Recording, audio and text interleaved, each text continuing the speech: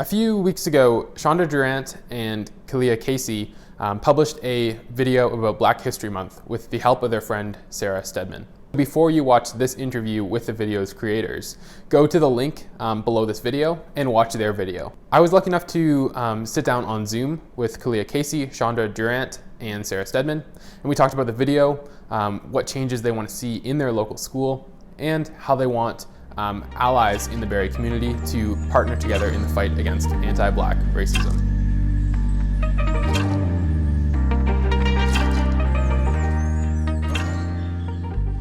To start off, how did the idea for the video come about? How did you all three start working together to make it? I remember it being, me and Keliah both had this idea that we knew our school wasn't going to do much for Black History Month. Maybe we'd get a Martin Luther King quote on the announcements, but not much else. And we wanted that to change, especially because of the crazy year 2020 was. We were like, this definitely needs to be something that's changed now. So me and Keliah came up with this outline of what we wanted to cover. And we talked to Sarah and we were saying, hey, like, we know that you're someone who can vouch for this and someone who is a good person to join us. Can you edit the video and follow our outline and stuff like that? So she said, of course, obviously, and she started editing the video. It turned out really well. Keliah started messaging other Black students at Innisdale, and I was in touch with our vice principal and the school board, telling them, hey, we're doing something for Black History Month. It's going to be a video. It's going to be a montage. Here's the outline. If you guys want to post it anywhere, please feel free to do so. Oh, okay. And in the video, Michelle mentions how a lot of the time during Black History Month, it's Black people who have to keep the stories going and celebrate that history. I was wondering, for the three of you, how have you seen Black History Month being celebrated in your time at Innisdale, or how have you seen it being overlooked? What's been your experience with this month? It's not, they do the bare minimum, if you ask me. I feel like they definitely try. For sure. They definitely do try. They try to do their best, but at the same time, like, I just feel like their best isn't enough in this. Yeah, but it's like they say a quote every now and then, and that's really it. That's really all the recognition that it gets at our school, for sure. Shondra, were you adding to that? Or? Yeah, and I feel like it's not even just the Black History Month as a whole. It's the fact that we never learn anything about our history at all. There's so many instances where I had to learn things on my own about history that definitely should be taught in school. So it's the fact that we're Black 365 days a year and we ask for 1 month of just recognition, and they do the bare minimum for that when they can't even teach us our own history. It's upsetting. And it's clear from the video and the amount of work that I can see was put into it that you three did a lot of work, and Sarah with the editing as well, which is really well done. I was wondering, could you talk a little bit about how you went about contacting all these different people to speak in the video, how you went about gathering all that footage that you put into it, and how you went about scripting it as well? Well, Shondra and Keliah were the ones that reached out to the other students. So then they were just kind of like feeding those videos to me. And as I got them, I put them in. But the other videos, we had a certain idea of like the flow we wanted the video to take. But there were certain things that I really felt like needed to be in it. Like when I was watching Joe Biden's inauguration, watching the Amanda Gorman speech, like blew my mind. And it just kind of felt like it was of the right tone, and it was recent, and it was something that I wanted to include. But otherwise, there were just like, we knew we wanted to include like achievements. And so I just kind of went through and did some research and really found what were interesting people from so many different categories. We had sports, we had celebrities, we had inventors, politicians, and just we wanted to, cover all the bases and just really show how widespread all of these incredible achievements are. And so that was kind of the biggest part, the most important part for us.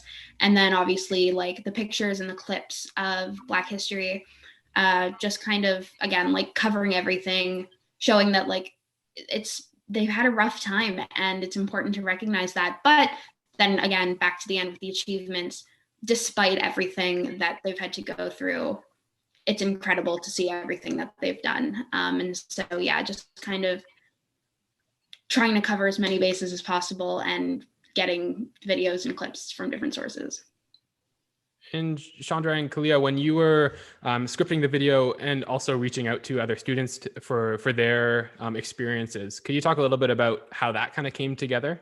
Okay, so for me, I just know that like for Black students specifically, having to talk about these kind of things are not always easy, like at all. Like for me, I know it's a hard thing. So I just kind of like wrote out this thing and like kind of wanted to make people feel comfortable enough to even do it. I like tried to reassure people that like you know, like I'm in this with you, like I will also be doing this, so like I want you to feel as comfortable as possible. A lot of people were very hesitant. I got a lot of people that were like, honestly, like I'm really nervous, I don't think I can do it. And obviously I didn't want to push anybody, so I just kind of tried my best to like reassure people that like this is something really important and like it's beneficial to all of us. And just the fact that like we're all seniors, like this is our last year in Estelle, so like I really tried to drive that we really wanted to make an impact as our last year in high school. So I feel like that helped persuade a lot of people and get a lot of people on board. So and for scripting, we all three of us worked together on what we want to say. We tried to cover the basics of basically that being silent is no longer an option. Keliah mentioned in the video, we have to be anti-racist. We can't keep just living comfortably while this is happening. The scripting, it wasn't anything too deep. We just wanted to make sure we had an intro basis before we got into Michelle Newton's part. And another thing, when we were contacting the students, one thing me and Keliah really want to make sure is that at least one student that we contact will continue trying to do as much as they can for Black History Month after we leave. That was one thing we really want to leave an impact in that way. Do you feel confident that you have students in place after you three leave that will kind of continue that work? How is that going? There was one student whose mom reached out to me over Instagram and said, "Thank you for including my daughter in this. It was really well done." And we were talking and I said, she was really good. I forget, I think it was Soraya, right? I said, hopefully she can be one of the leaders that leads it next time. And I was talking to her and was like, yeah, for sure. Her part was really good in the video too. So I feel like she'll be a good person. mm-hmm. And Keliah, one more thing about contacting people about those experiences. It seemed to me that your goal of making a lot of people feel comfortable was achieved in the way that the answers came through and those honest stories. What kind of feedback have you gotten since the video was released from the people that shared their experiences? It's definitely been all positive feedback. Everyone was really happy about how the way the video was portrayed. Nobody got to see the video until it was actually put out. So like, I feel like that was really interesting for them to see how we put everything together. So I've only gotten like positive feedback and people are definitely waiting to see what we do next. So. And I definitely want to ask about that.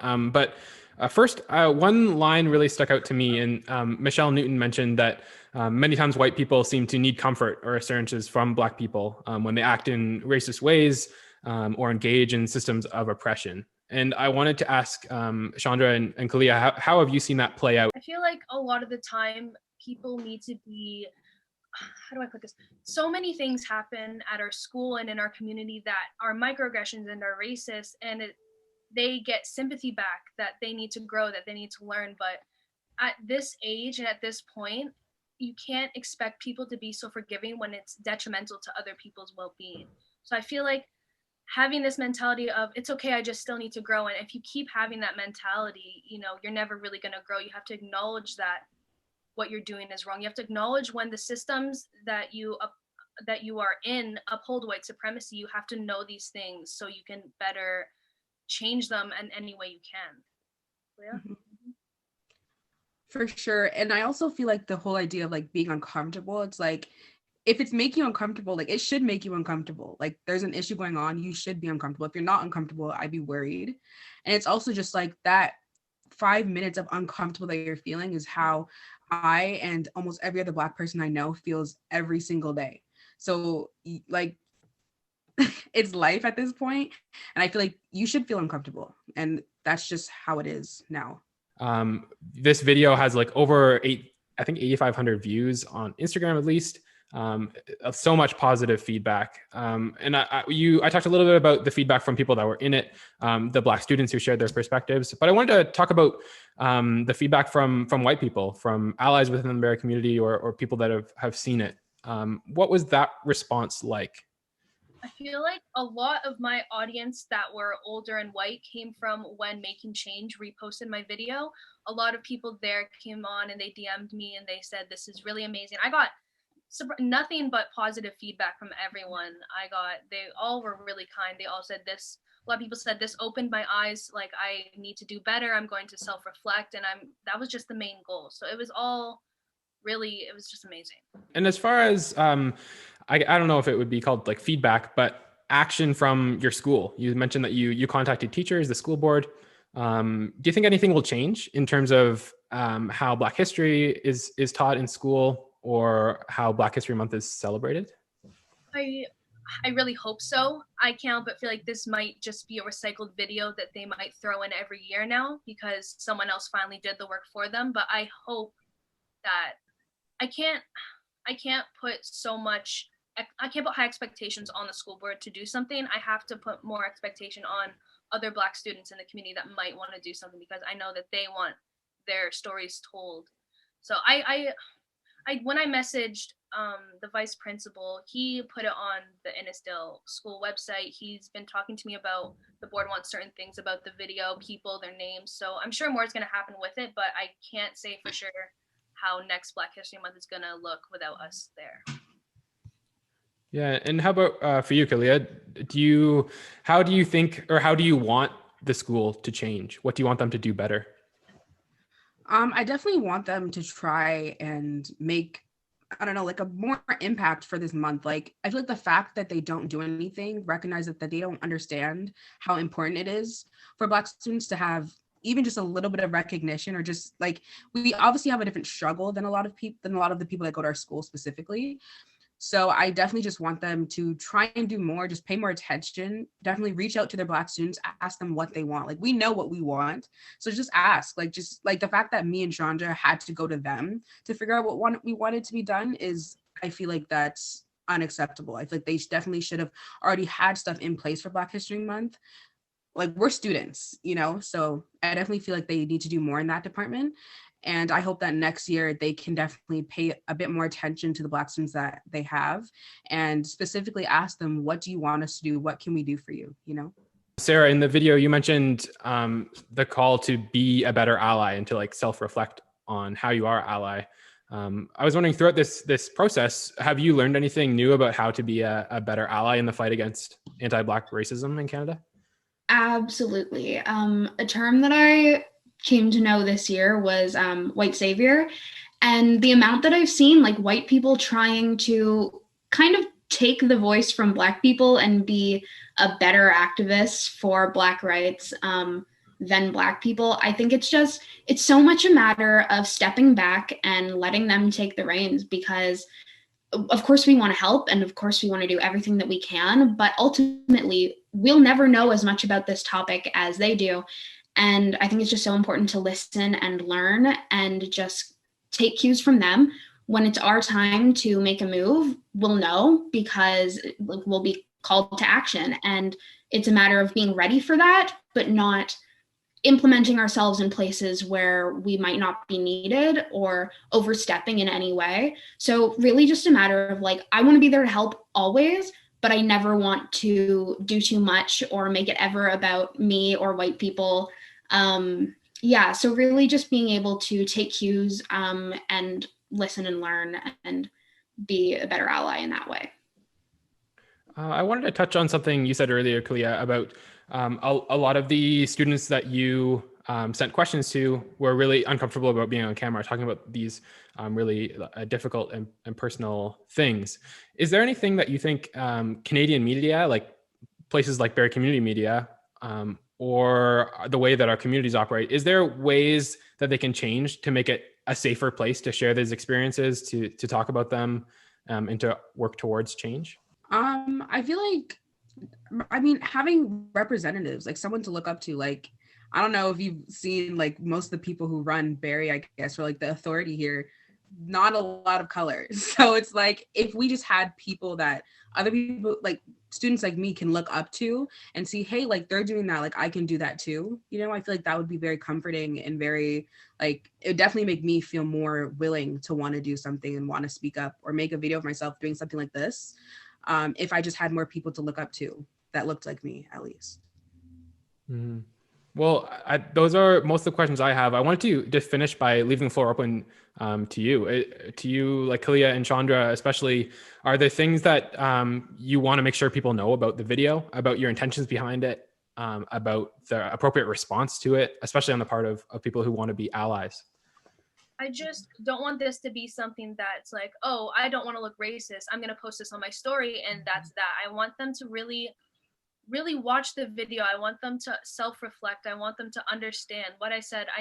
We want them to, it's just not enough to just spread awareness, you know, because you can't just spread awareness if you yourself aren't fluent in knowing, you know. Does that make sense? I can't help but feel like a lot of the people who repost it, I know, have done and said things that are a little off. And I'm not saying people can't change, because I am a firm believer in growth and change in a person, but I want to make sure that they are changing and they are growing, and I want them to use that video as a catalyst to continue to do so, because that one video obviously didn't cover half of the things it needs to cover over Black History Month. It was only a 15-minute video, but it's just, we need to keep doing more. Like, that one video isn't Black History Month and that's done.